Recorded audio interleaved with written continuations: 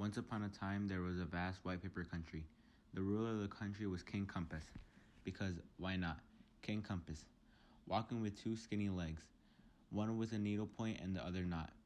Here he comes, one click and the other not. Click, clack, clock. One clicked and the other not. King Compass lived in a large cardboard castle in the shape of an icosahedron, with 18 small windows. Any of us would be happy to such a castle, but King Compass would not. He was always sad and worried, because to be a happy and complete king, he needed to find the famous round flower. Boo-hoo-hoo, this will not do. The King Compass had a very powerful army of rhombuses and a guard of colorful triangles, a police squad of strong trapezoids, and a union of elegant straight lines. But he lacked the main thing, owning a famous round flower. The king had planted two parallel vertical lines in the courtyard, which served as watchtowers. The parallels grew. Many times the king would climb them to scan the horizon and see if someone would bring him the flower, but no. He had sent hundreds of expeditions in search of the round flower, and no one had been able to find her. One day the captain of the rhombuses asked him, "And what is this flower for, your majesty?" "Fool, you fool," thundered the king. "Only dumb fools ask what a flower is for." Captain Rhombus, afraid that the king would puncture him, walked slowly and in profile through the door frame. Another day the commander of the triangles asked him, "We have traveled all the corners of the region without finding it, your majesty.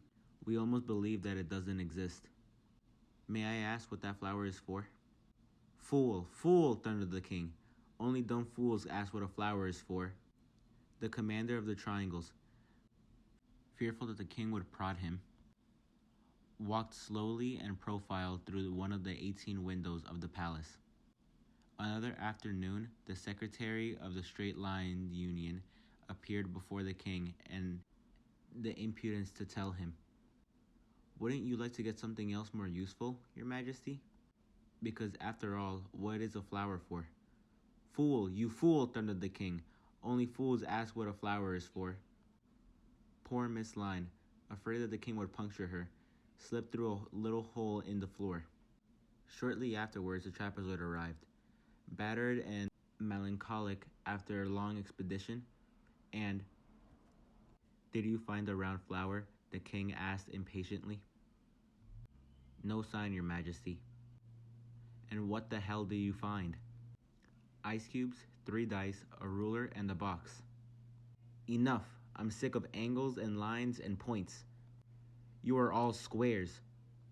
I'm stiff and bitter. I want to find the famous round flower." And everyone had to chant the song that was already very popular in the region. Boo-hoo-hoo. They had no round flower. This would not do. The king's subjects tried to distract him, and decided to organize a soccer match. The stands were full of rowdy points.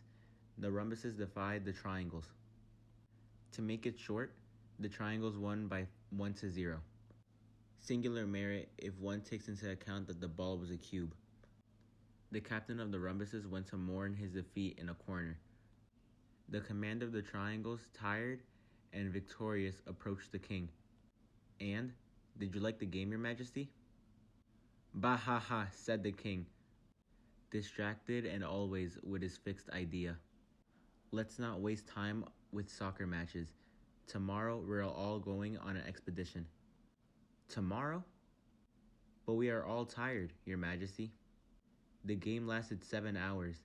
You don't know how tiring playing with a cube-shaped ball is." "Fool, fool! Tomorrow we leave."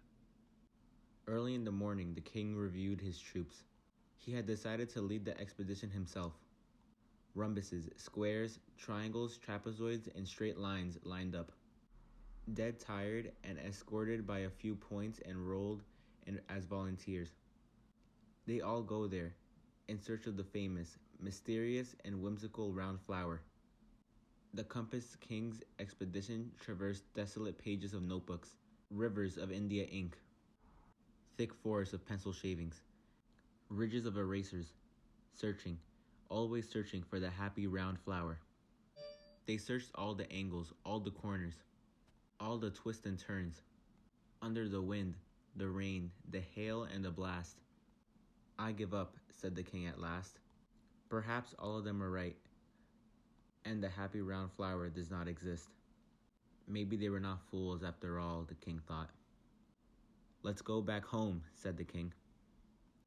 When they returned, the king shut himself in his room, hideously sad and bitter. After a while, an elegant lion came in to bring him the chalk soup, and she was very concerned when she saw him sad. Your Majesty, she whispered to console him, don't you know that it is always better to sing and dance than to get bitter? When Miss Lion had slipped under the door, the king, who acknowledged the advice, said, and well, let's try. La la la la. And he hummed and danced a little in the beginning, singing, dancing and dancing some more.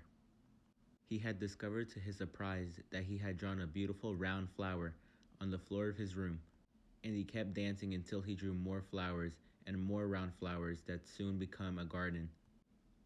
Woohoo! And the flowers he drew.